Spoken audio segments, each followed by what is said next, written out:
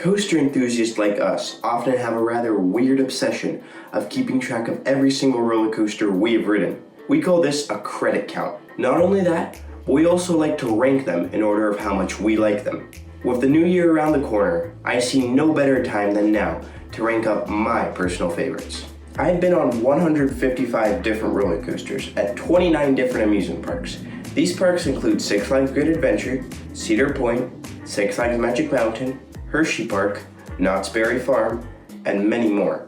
So in today's video, I will be taking these 155 roller coasters, narrowing them down to my 25 favorite, and then ranking those up from my least favorite to most favorite.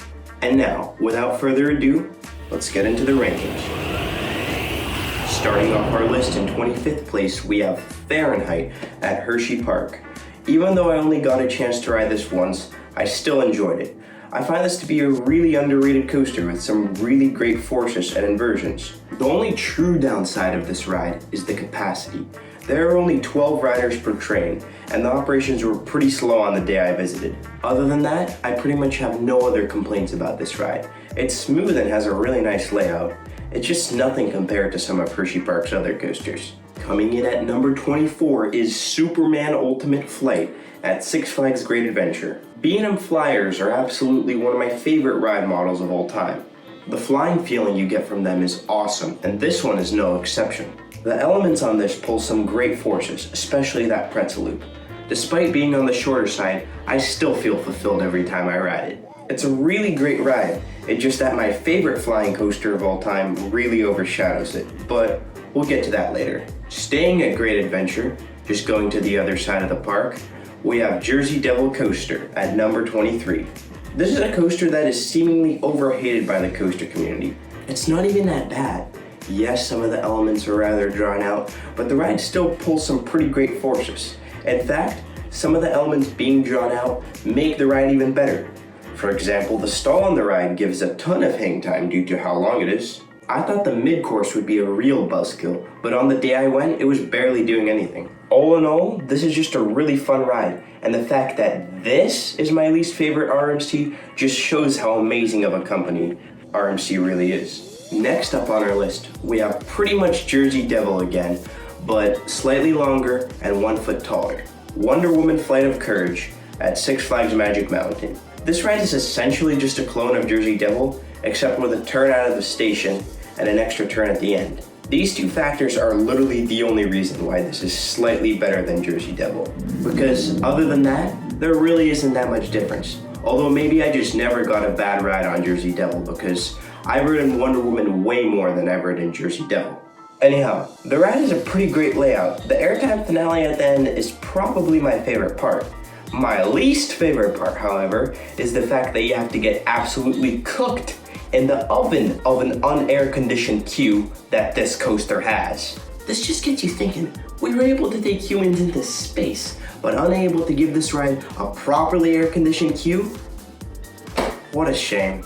Coming in at number 21, we have Joker at Six Flags Discovery Kingdom. Now, before I even say anything, let me just put this out there. If you say this is the worst RMC of all time, you need to go see your local psychiatrist. I don't know who the hell started that idea because I don't see how it has any truth to it. Yeah, sure, it's not a top tier RMC. It's definitely a bottom tier, don't get me wrong, but it ain't the worst. Oh, but it gets so dull in the second half. Yeah, I don't even want to hear it. You probably just wrote it when it wasn't warmed up, because trust me, when this thing is warmed up, it flies through its elements. Of course, it's nowhere near as good as some other RMCs, but it's definitely not the worst.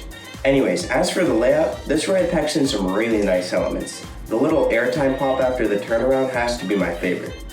Even though nowadays the layout isn't anything too special, back when it first opened, it was pretty cool, featuring the first ever step-up underflip, an element which we'll see at a much larger scale on a coaster further up this list. Heading across the bay to California's Great America, we have Gold Striker, just barely cracking our top 20. Despite how rough the ride has gotten in recent times, I still can't get enough of it.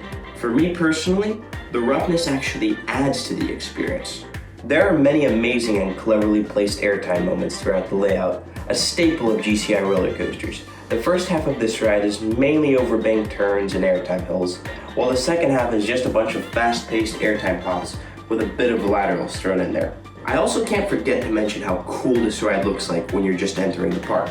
Although it's not all just looks, because this ride is also loud as hell.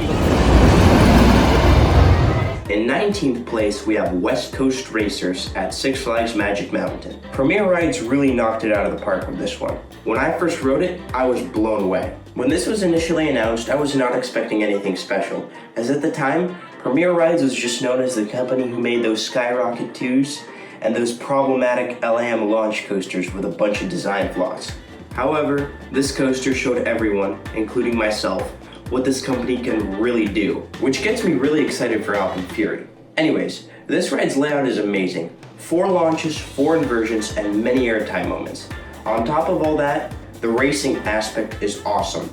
But man, you have to really contort your body into some unnatural positions just to get into those trains.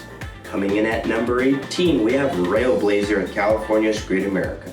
This is my personal favorite coaster in all of NorCal, and my favorite RMC Raptor of all time as well. Despite its short length, this ride really packs in a punch. By the time you hit the brakes, you really just think to yourself, what just happened? And me personally, I do not find the restraints uncomfortable in any way. I have no idea what you guys are talking about. The one problem with this ride is the capacity. However, since CGA is a small park, it's really not that big of a deal. Heading across the country to Cedar Point in Ohio, we have Gatekeeper, taking our 17th place. I find many coasters to be underrated, and this one I think I find to be the most underrated. I don't get why enthusiasts hate on this thing so much. It's not even all that forceless. I guess the ride just gets overshadowed by many of Cedar Point's other coasters. This ride is truly a lot of fun. The drop is amazing, the near misses always get me, and it even throws in some nice floater airtime pops. This ride's setting is also great, being right next to the beach and at the front of the park. So next time you're at Cedar Point, go and give this ride some love. It's a fun one. At number 16, we have Accelerator at Knott's Berry Farm. This coaster's launch is simply nothing short of intense. Just insane every time. Hydraulic launches are my personal favorite type of launch, and it's such a shame that they're a dying breed, although it is quite understandable. The ride could have been higher on this list, it's just that other than the launch and the top hat, there isn't much else to this ride's layout. It just ends with a few turns and a brake run, although I do sometimes gray out on the first overbank. No idea why. In 15th place, we have Candemonium at Hershey Park. So by now you can probably tell, I really have a thing for fun B&Ms. I don't even know why, just something about them is so great to me. Always get a kick out of them.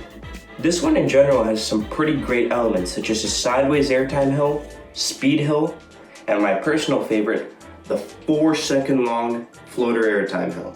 Visually speaking, this ride looks amazing. It fits in with the front of the park perfectly, and the way it just goes around the fountain is awesome. This ride is a must-do at Hershey. Trust me, you won't regret it. In 14th place is yet another B&M hyper, Nitro at Six Flags Great Adventure. Okay, so remember what I said about Gatekeeper being the most underrated coaster I've ever been on? Well, I take that back. This is the most underrated coaster I've ever been on. I don't know who the hell says this has zero airtime, but whoever does probably has some serious mental health issues. Every single airtime hill on this ride gives airtime, no exceptions. And the mid-course does not do anything to hinder the airtime. The helix into the mid-course also pulls some really nice G-forces. Overall, this roller coaster is just truly underappreciated by the coaster community, which is a shame because it's really a great ride. At number 13, we have Storm Runner at Hershey Park. Remember when I said Accelerator needs a little bit more to its layout to be higher up on the list? Well, Storm Runner is basically Accelerator, but with a more complete layout, albeit still a rather short one. Nevertheless, the final few elements are what I wish Accelerator was. Even though they may seem a little bit wonky at first, they're really a lot of fun, especially that flying snake dive. The launch itself is crazy, just like any other hydraulic launch coaster. Ride it in the front row if you can, makes the ride all that much better. Coming in at number 12, we have my personal favorite B&M Flyer, Tatsu at Six Flags Magic Mountain. This ride is pretty much Superman Ultimate Flight, except about 10 times more intense. I mean, seriously, the pretzel loop on this ride is one of the most intense elements I've ever experienced, although not the most intense at the park, but we'll get into that one later. Anyhow, this is the largest flying coaster ever built, at 170 feet tall, or 51.8 meters, which means this ride has a ton of speed. You really feel like a bird flying over the park with this one, especially considering it's at the top of the hill, and you are constantly flying by trees and buildings. It's just a shame it seems to be closed pretty often in recent times. Coming in at number 11 is one tragic roller coaster, King Ka at Six Flags Great Adventure. And if you somehow don't know what happened to this ride, pretty much it was the world's tallest roller coaster until it unexpectedly closed a couple months back. The park gave no announcement whatsoever about its closure, and it's now scheduled for demolition in 2025. It's a shame because this ride was amazing. I was lucky enough to get a few rides on it this summer, although I would have gotten more if I had known it was closing. This ride had the best launch I've ever experienced. Getting to such a speed that fast is something you just have to experience to know how it feels. Even though the rest of the layout was pretty gimmicky, literally just going up and down, it was still a lot of fun. King Ka, may you rest in peace. Starting off our top 10, we have Twisted Colossus at Six Flags Magic Mountain. This is just a great RMC hybrid, really fast paced and a lot of wacky elements, including a high five, a Top Gun stall, and a little outer banked bunny hop. This ride is what's known as a quasi-Mobius roller coaster, which is basically two dueling tracks combined into one. It's just a shame how rarely this ride actually duels. I really wish they implemented a system like West Coast Racers has to make it duel every time. But anyways, duel or not, this ride still has some of the strongest airtime in California. However, the ride with the best airtime in California is Ghost Rider at Knott's Berry Farm. This ride has everything to it. Constant pops of airtime, great laterals, and even some nice positives in a couple places. Truly a masterpiece of a coaster. The star attraction at Knott's Berry Farm. This is seriously an awesome wooden coaster, and again with that airtime, I just can't stress it enough.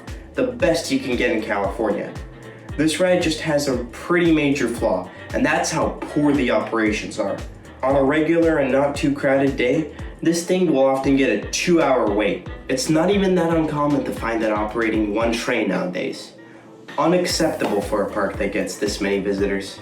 Coming in at number 8 is Phoenix at Knoebels. At first glance, this seems like a pretty regular, nothing too special, family wooden coaster. However, after riding, you'll find yourself mistaken. The airtime this ride gives is just ridiculous. At almost every single airtime hill or bunny hop, I find myself nearly standing up. The best part is the final few hills that lead into the brake run. Just constant ejector through and through. Knoebels is just such an amazing park. It's a must visit if you're nearby. And I appreciate them so much for keeping this ride's buzz bars and not switching them to single position lap bars. In 7th place, we have El Toro at Six Flags Great Adventure. Let me just tell you one thing. This ride has not aged very well, to say the least. The whole second half will beat you up if you ride in a wheel seat. Nevertheless, this ride has some truly crazy airtime, especially over the drop and first airtime hill. It's a shame how rough the ride has gotten in recent times, because it really hinders this ride's enjoyment for me. I'm usually pretty tolerant to shaky wooden coasters, but when it feels like you're getting concussed if you ride in certain seats, it's kind of hard to bear. This ride would have probably been a bit higher in my rankings, if not for the roughness. At number 6, we have Skyrush at Hershey Park. Despite its short track length, this ride still packs in a great punch. The drop has this weird double airtime to it, where there's this first initial pop of airtime, but then you also get a second smaller pop, which makes you feel like you're gonna fly out of your seat. It really caught me off guard on my first ride. Anyways, the large airtime hill after that also gives some amazing ejector along with the rest of the hills. The first 2 valleys of this ride also give you some really nice positives, which make me gray out almost every single ride. Although I only have ever ridden this with the new restraints, and apparently the old ones gave even more airtime and were even crazier. Coming in 5th place, we have Millennium Force at Cedar Point. Yet another criminally underrated coaster. And don't even get me started with that Millennium Forceless BS. Like, how can you call graying out on the first overbank every ride forceless? Something must be seriously wrong with these people. Anyhow, this ride has some amazing floater and ejector airtime and pulls some great positives, unlike what people say. Something about this ride is just so fun to me. Going at such a speed, essentially flying around the park, it's just great. If this is your favorite roller coaster at Cedar Point, or even of all time, I don't blame you one single bit. It's a shame that so many enthusiasts can't just appreciate a good, fun coaster. Coming in 4th place, we have Wildcat's Revenge at Hershey Park. A great way to describe this ride is Steel Vengeance's second half in one ride. Extremely fast-paced, one element after the other, you can barely process what's going on. There are just so many great airtime moments and inversions on this thing. You can never get enough of it. That step-up underflip is an awesome disorienting element, the wave turn gives some amazing airtime, and the stall has some pretty crazy hang time to it. Then, the ride's finale is just an awesome mess of fast-paced airtime and inversions. If you couldn't tell by now, everything on this ride is fast-paced and intense. This ride also just looks super menacing, especially from a distance. 100% my favorite coaster at Hershey. In 3rd place for my favorite roller coasters of all time, we have Maverick at Cedar Point. This is my favorite launch coaster of all time. The forces are amazing, there's so many whippy elements, and the second launch is probably the most intense LSM launch I've ever experienced. You feel like a bullet being fired out of a shotgun. The first launch is also pretty fun, despite being a much more gradual one. The best part of it is the 95-degree drop at the end. This coaster gets me really excited to ride other Intamin launch coasters, such as Velocicoaster and Pantheon. Oh, and I can only imagine how intense that Heartline roll would have been if they had kept it. In 2nd place for my favorite roller coasters of all time, we have X2 at Six Flags Magic Mountain. X2 probably has to be the most deranged and insane coaster I've ever been on. Nothing I've ridden compares to it in terms of how disorienting it is. That first drop is my favorite coaster element at the park. It's a near vertical drop, face first, with a flip at the end. It's just wild. By the time you hit the brakes, you barely even know which way's up, which way's down, which way's sideways. You barely even know where the hell you are. Even though this thing does get rather shaky at some points, you'll be fine if you sit on an inside seat and just brace for it. This is truly the only coaster I still get slightly nervous for before riding. It's just that insane. And now, my favorite roller coaster that I've ever ridden is Skull Mountain at Six Flags Great Adventure. Okay, fine. For real this time, my personal favorite roller coaster of all time is Steel Vengeance at Cedar Point. I know it's not considered cool anymore to have this as your number one, but what do I care? It's truly the best roller coaster I've ever been on. It's the perfect mix of fast-paced elements, great airtime, and awesome inversions. The first 2 hills give some crazy sustained ejector, and the whole second half is basically nothing but airtime pops. I'm sure after I ride coasters like Voyage, Iron Gwazi, Egenica, and Velocicoaster, Steel Vengeance will probably get knocked out of first place, but for now, this is where I'm putting it. Alrighty, so those are my top 25 favorite roller coasters that I've ridden as of December 2024. Feel free to roast my list in the comments down below, or leave a comment with your own list so I can roast it. In 2025, I plan on visiting many new amusement parks that I have not been to yet and riding many new coasters. So when I do this video next year, the list will probably look quite different. Stay tuned. Alrighty though, I really hope you enjoyed this video. If you did, feel free to leave a like on it and subscribe to see more videos like this one. I'll be seeing you guys in the next one. Goodbye everyone.